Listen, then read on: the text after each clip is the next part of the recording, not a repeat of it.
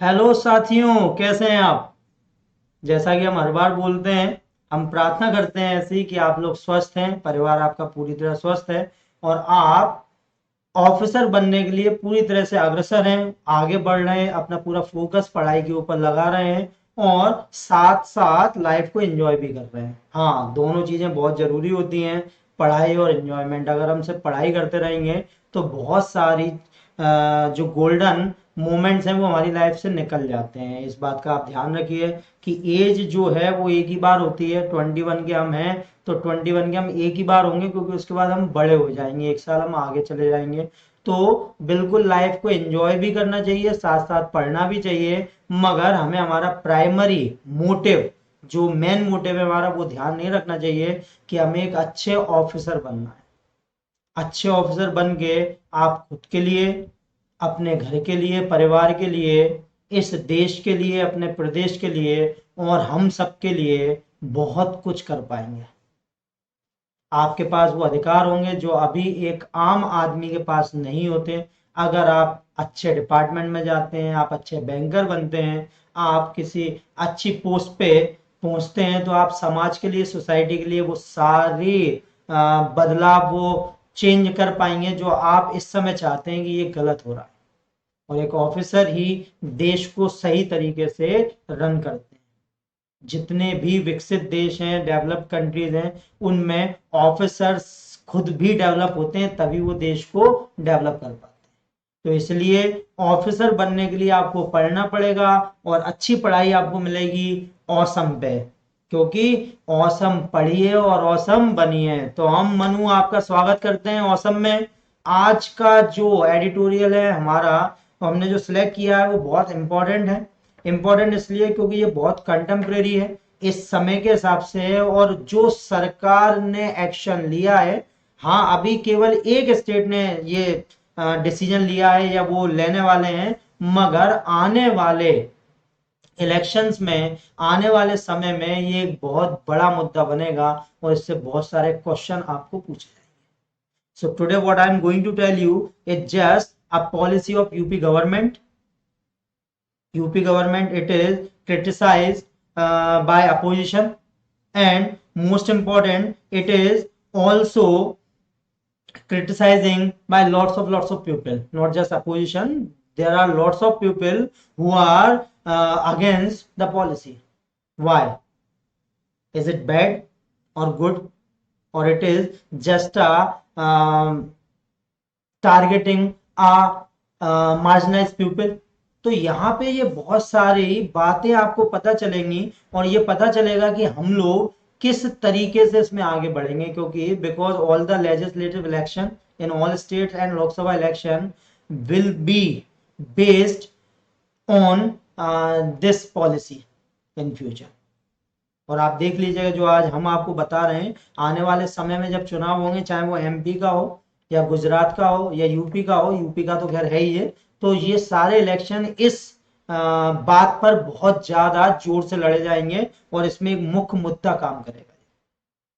So are you ready? हाँ, it is very exciting, very very exciting, and even I am very excited to discuss this editorial with all of you. Today I'm going to tell you so many things, and I know you are also very excited, and please make yourself excited till the end, है ना। तो आप अपने आप को बिल्कुल बना लीजिए, अच्छे अंत तक के लिए एक्साइटेड बना लीजिए। ठीक है, चलिए शुरू करते हैं। An unproductive idea on UP's new population policy, 14 July 2021, the Hindu. Socioeconomic empowerment is more effective than coercion in cutting fertility rates. So now the editorial section is telling their views in this first line.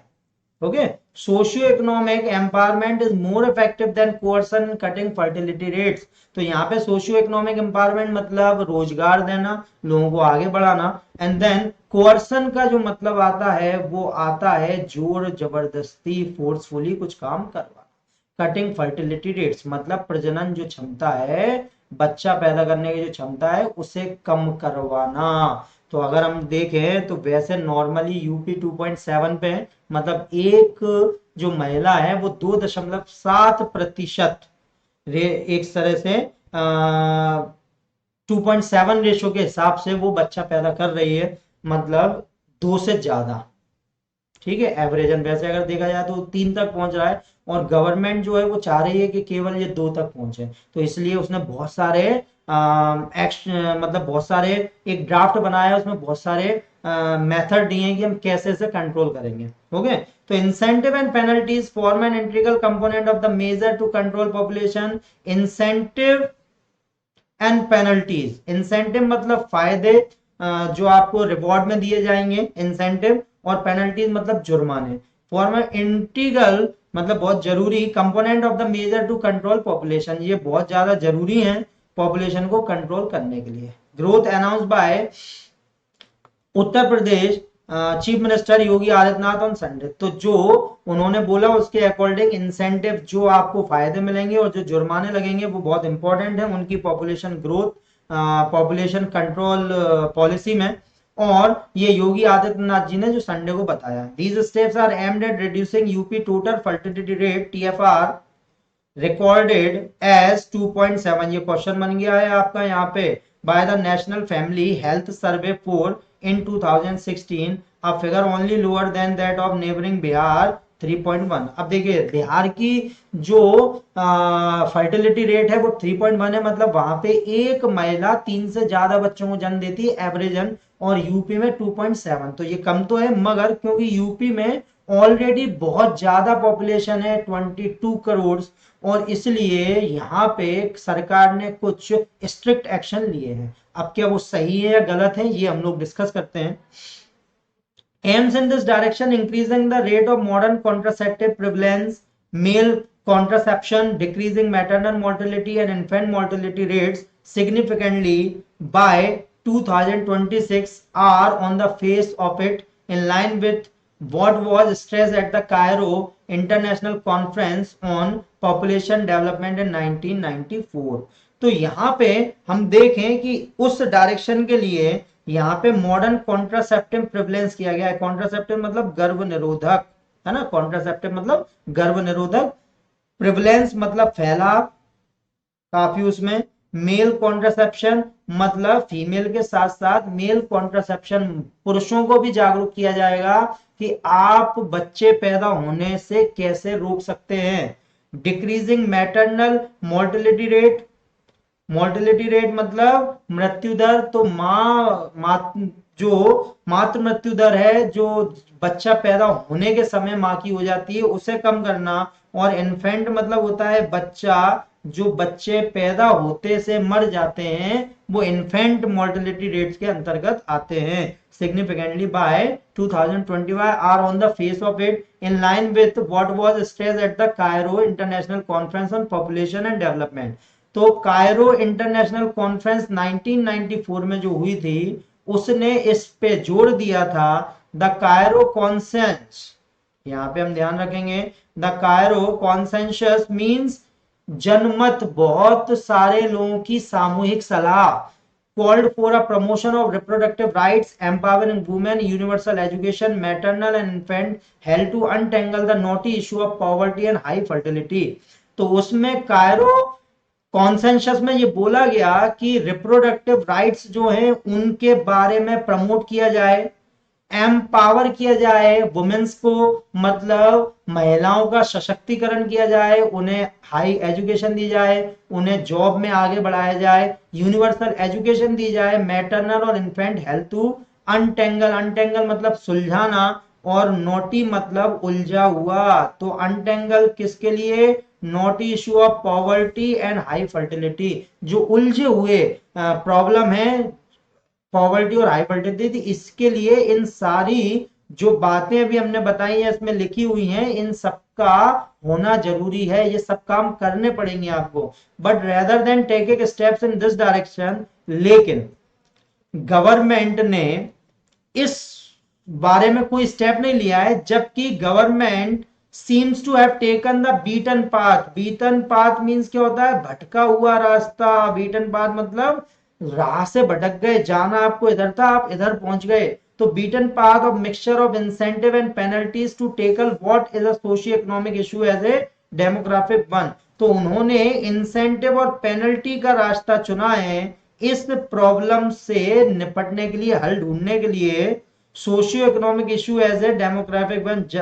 ठीक है, जबकि जो socio economic issues हैं, socio economic issues मतलब वही मानव विकास के लिए, और डेमोग्राफिक मतलब जनसांख्यिकी, जहां पे बहुत सारे लोग रहते हैं, ठीक है, के लिए उन्होंने आबादी कम करने के लिए इंसेंटिव और पेनल्टीज का रास्ता चुना है। In a draft Uttar Pradesh Population Control Stabilization and Welfare Bill 2021, the government aims to incentivize one-child families and reward those with two children with perk in government schemes, rebates in taxes and loans, and cash award if family planning is done among other soaps. तो यहाँ पे Uttar Pradesh population का जो bill आया है उसमें उन्होंने बोला है कि भाई जो एक बच्चा पैदा करेगा उसे हम इंटेंसिवाइज करेंगे, उसे रिवॉर्ड देंगे, और जो दो बच्चे पैदा करेंगे उन्हें गवर्नमेंट की तरफ से पर मतलब सुविधाएं, काफी ज्यादा सुविधाएं मिलेंगी, रिबेट्स मिलेगा, टैक्स में, लोन्स में काफी ज्यादा कम ब्याज मिलेगा, और कैश रिवॉर्ड भी मिलेंगे। अब ये हुआ क्यों? तो अगर हम देखें नॉर्मली हमारे यहाँ सरकार जब बनती है, चुनाव जब आते हैं, तो हर तरफ फ्री फ्री चीजें बनती हैं ऐसे लोगों के लिए जिनका समूह ज्यादा है, जो वोट बैंक ज्यादा है सरकार के, ठीक है। all the electricity bills of farmers, all the loans, and there are lots of things which are given free, totally free for all the voters in high majority। तो जितने भी हाई मेजोरिटी वाले वोटर्स हैं उन्हें ये सारी चीजें free दी जाती हैं। उसमें बिजली भी होती है, पानी भी होता है। जैसे अभी आपने देखा था कि कुछ दिन पहले अरविंद केजरीवाल ने बोला कि अगर उत्तराखंड में उनकी सरकार आती है तो 300 यूनिट्स फ्री देंगे, अगर पंजाब में उनकी सरकार आती है तो वो इतना यूनिट बिजली और पानी फ्री देंगे। तो यहाँ पे ये फ्री का जो कल्चर है वो इंडिया में काफी ज्यादा मायने रखता है। गवर्नमेंट कोई भी हो वो हमेशा चुनाव के पहले फ्री देने के लिए कुछ ना कुछ बोलती है। तो एक तरह से देखा जाए तो ये आदतें खराब करने वाली बातें होती हैं, क्योंकि लोग सोचते हैं कि हाँ बस 5 साल यूज करो, उसके बाद जब गवर्नमेंट चुनाव आएंगे तो गवर्नमेंट तो ये हमारी ये सब सारी चीजें माफ करेगी, और उस वजह से सरकार का घाटा बढ़ता है, ठीक है। तो यहाँ पे अब क्या हुआ कि भारत एक ऐसा देश है, यहाँ पे बहुत सारे कल्चर है, lots of and very different culture that we face even in our daily life. अगर आप देखें आपके पड़ोसी में कोई सी पूजा होती है, आपके यहाँ वो नहीं होती है, आपके यहाँ जो होती है वो उसके यहाँ नहीं होती है। और हमारे यहाँ अगर आप देखेंगे तो जो पढ़े लिखे लोग हैं वो कम बच्चे पैदा करते हैं, मगर जो अनपढ़ लोग हैं वो ज्यादा बच्चे पैदा करते हैं। मगर ऐसा कहीं हद तक नहीं है। आप देखेंगे बहुत से पढ़े लिखे लोग भी हैं, उनके यहाँ भी काफी ज्यादा मतलब दो से ज्यादा जो बच्चे हैं वो एक कपल उन्हें जन्म दे रहा है, दो से ज्यादा बच्चों की परवरिश वो कर रहा है, ठीक है। जबकि हम जैसे ही आबादी बढ़ाते हैं, अगर आप देखें तो हमारे यहाँ 5-5, 6-6, 7-7 और 11-11, इवन हमारे यहाँ कई मिनिस्टर्स ऐसे हैं जिनके 10-10, 11-11 बच्चे हैं। तो आप सोचिए जब वो 11 बच्चे पैदा कर रहे हैं तो वो भविष्य में और कितनी ज्यादा आबादी बढ़ाएंगे, और आबादी बढ़ रही है, उसी का नतीजा हम भुगत रहे हैं, स्कॉचिंग हीट, ठीक है, बेसमय बरसात, ज्यादा फॉग हो जाना, ये सारे नेचर में जो अंदर आएंगी, कभी भी बारिश होने लगती है, कभी भी ओले गिरने लगते हैं, हेल स्टॉर्मिंग होने लगती है, ये सब कम हो रहे हैं। क्यों? क्योंकि पेड़ कम हो रहे हैं। अब स्वाभाविक बात है, आबादी बढ़ेगी तो उसे रहने के लिए मकान चाहिए, जमीन चाहिए, वो जंगलों को काटेंगे और वहां पे रहेंगे। इससे जो हमारी डेंसिटी है फॉरेस्ट की वो कम हो रही है, और उसी की वजह से हम लोगों को बहुत सारी परेशानियों का सामना अभी करना पड़ रहा है। तो आप आने वाले समय में देखिए that what you are going to face after 10 years, that even when you plan to go or visit some hill station and other, so what happened that when you go to visit or go to log in IRTC, so what happened, there are lots of trains, there are lots of trains which are going towards your destination, but what happened, all are regrets, the reservations are regrets. So what happened, just because of the increasing population, हमारे पास resources उतने ही हैं, आबादी बढ़ गई है और उसी वजह से सरकार अब इस पे लगाम लगाना चाह रही है। तो उसे सही रास्ता क्या सूझा कि लोगों को लालच दो कि अगर वो ऐसा करेंगे तो उन्हें भविष्य में फायदा हो, क्योंकि लालच से बहुत सारे काम हो जाते हैं इंडिया में। मगर according to editor of editorial वो ऐसा चाह रहे हैं कि ऐसा होना चाहिए, ना कि लालच में देके या फोर्सफुली नहीं करना चाहिए, विकास करना चाहिए। बट व्हाट हैपन कि विकास तो हो ही रहा है, मतलब जब से हम आजाद हुए तब से हो रहा है, but we are still progressing and we are still a developing country, not developed country. And what happened if the population is increased just like this? So what happened, we are not going to become a developed country, never. हम कभी भी नहीं बनने वाले, कभी भी नहीं होगा, क्योंकि आबादी इतनी है तो हम कहां से सब लोगों की पूर्ति कर पाएंगे। दैट्स वाई गवर्नमेंट ये चाह रही है कि कैसे भी करके जो फर्टिलिटी रेट है उस पर लगाम लगाया जाए, और खासकर उत्तर प्रदेश, यहाँ की आबादी 22 करोड़ है।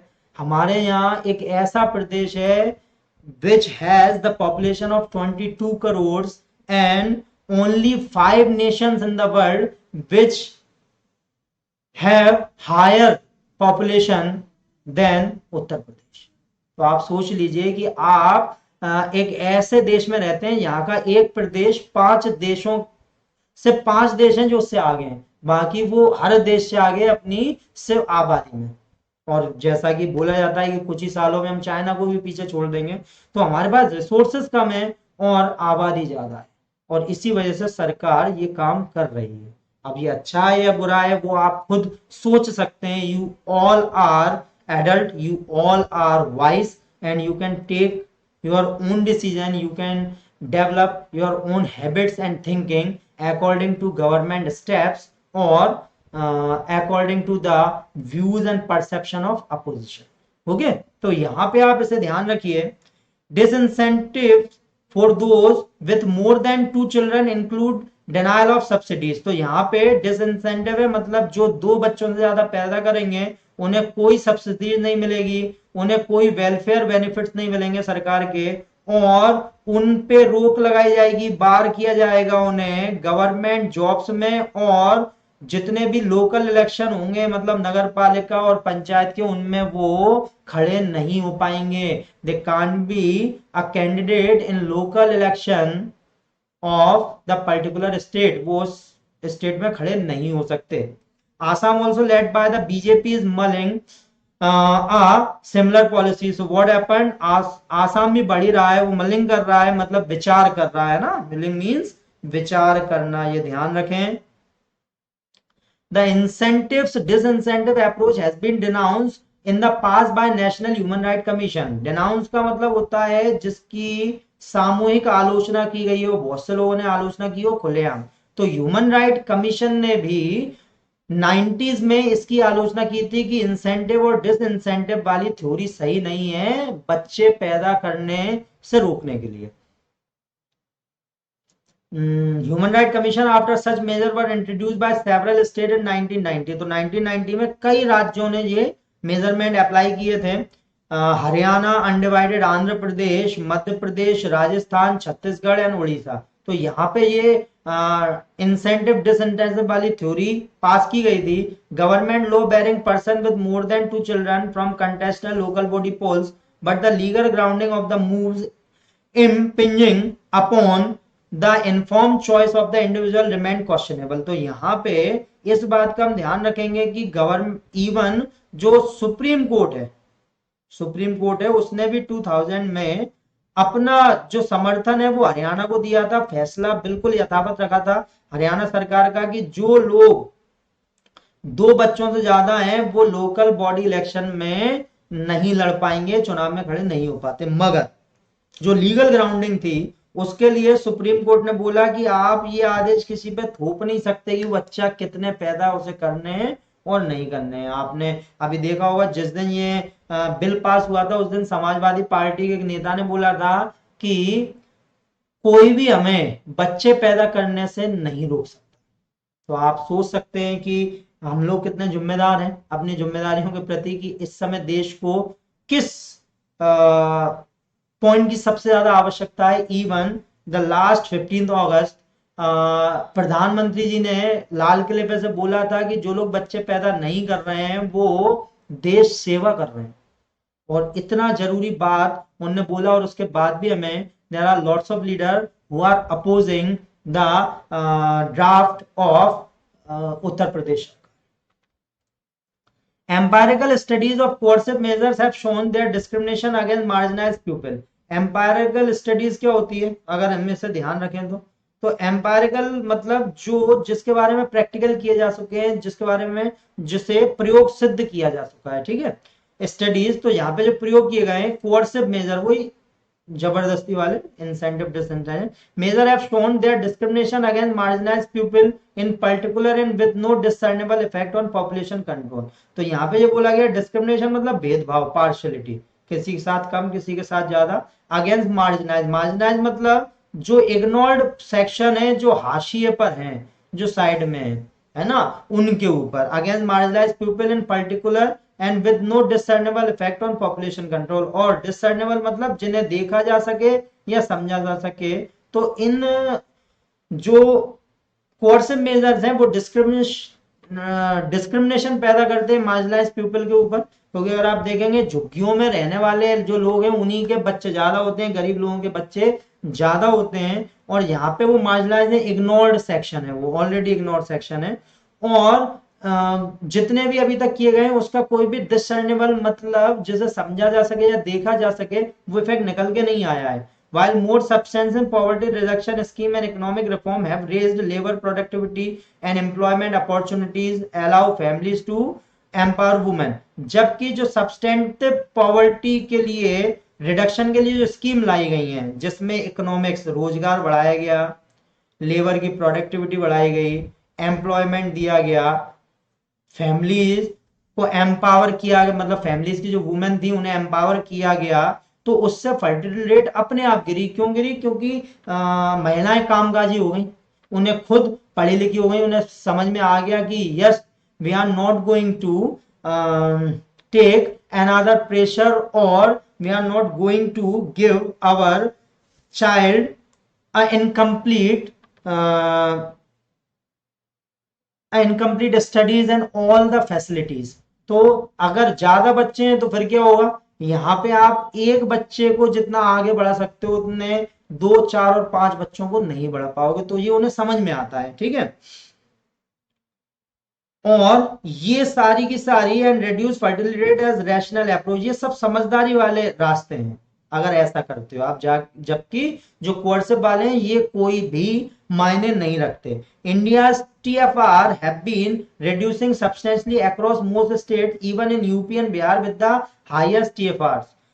इंडिया की जो टोटल फर्टिलिटी रेट है वो गिरी है पहले से, है ना, और हर स्टेट में गिरी है, इवन यूपी और बिहार में जहां पे काफी ज्यादा हाईएस्ट TFR है। मगर to hasten the drop to replacement level of fertility, मगर फर्टिलिटी जो रेट है उसे गिराने के लिए जल्दबाजी कर रही है जो सरकार है। स्टैंडर्ड ड्रॉप मतलब जल्दबाजी करना। State should tackle the socio economic issue confronting India largely youthful demography rather than seeking new Malthusian approaches on population control।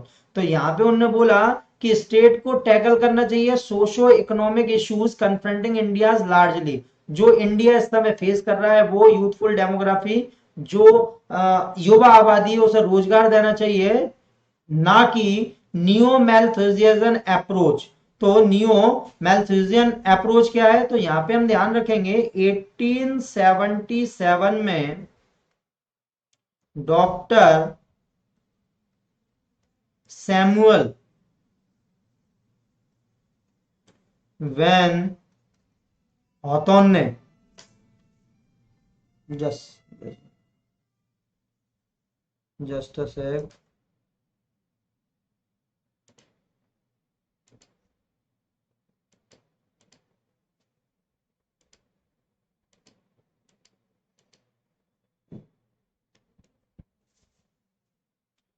तो सैमुअल वॉन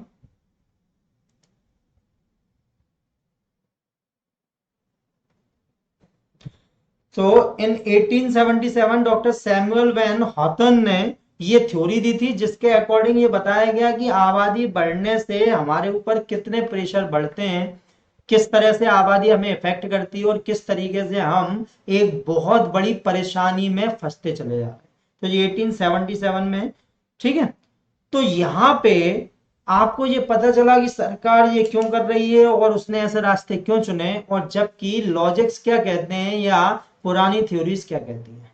अब now it depends on you how you react all the situation that we are facing nowadays, but most important that we have to take witty decision, we have to take decision according to our bright future।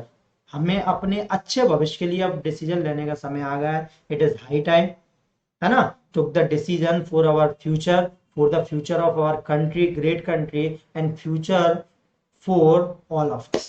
तो हम लोगों के लिए decision लेने के लिए time है। इसलिए हमने आपको शुरू में बोला था कि आज का जो एडिटोरियल है काफी ज्यादा इंपॉर्टेंट है। इंपॉर्टेंट इसलिए क्योंकि भविष्य में इससे रिलेटेड बहुत सारे क्वेश्चन तो आपसे आएंगे ही, मगर आपकी नॉलेज और आपकी एक सोच को परिवर्तित करेगा। तो देखिए आया ना मजा। इसलिए तो हम बोलते हैं कि आप बस एक्साइटमेंट के साथ रहा कीजिए और इसे बहुत अच्छे से पढ़िए, इसका आनंद लीजिए और अपनी इंग्लिश तो सही कीजिए, मगर साथ साथ में अपनी नॉलेज, अपनी थिंकिंग बहुत अच्छी कीजिए, ठीक है। तो यहाँ पे वो सारे के सारे वर्ड्स हैं जो आज के एडिटोरियल में हमने आपको बताया। इसका आपको पीडीएफ हमेशा मिलती है, टेलीग्राम की लिंक हर वीडियो के नीचे रहती है, आप उसे ज्वाइन कीजिए।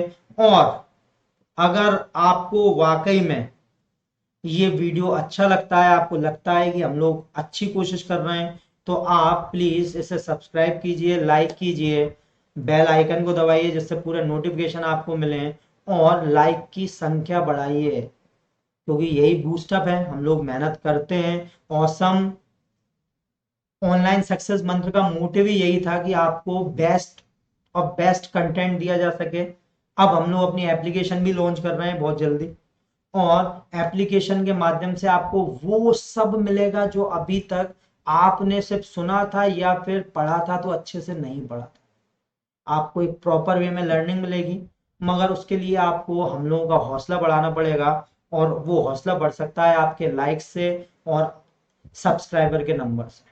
तो इसलिए लाइक कीजिए वीडियो को अच्छे से, इसके क्वेश्चन निकालिए, इसमें से बहुत सारे क्वेश्चन हैं। क्वेश्चन कैसे निकालने हैं ये हमने आपको फर्स्ट एडिटोरियल में बताया था, और एडिटोरियल अगर आप ऐसे पढ़ेंगे तो फिर रीडिंग कॉम्प्रिहेंशन में आपके नंबर कोई नहीं रोक सकता, 100% नहीं रोक सकता। आप खुद महसूस कर रहे होंगे पिछले इतने दिनों से जब से आप जुड़े हुए हैं हमसे, कि आपकी रीडिंग कॉम्प्रिहेंशन पढ़ने की स्टाइल में बहुत फर्क आ गया हो। तो इसलिए से पढ़िए, अच्छे से पढ़ाई कीजिए, औसम के साथ रहिए, औसम पढ़िए, औसम बनिए। सबसे इंपॉर्टेंट पढ़ते रहिए, बढ़ते रहिए। अब हमारी मुलाकात होगी नेक्स्ट वीडियो में, जब तक के लिए आज्ञा दीजिए हमें। बस इस बात का ध्यान रखिए, हंसिए, हंसाइए, खुश रहिए, खुश रखिए, और मुस्कुराते रहिए, और परिवार का ध्यान रखिए।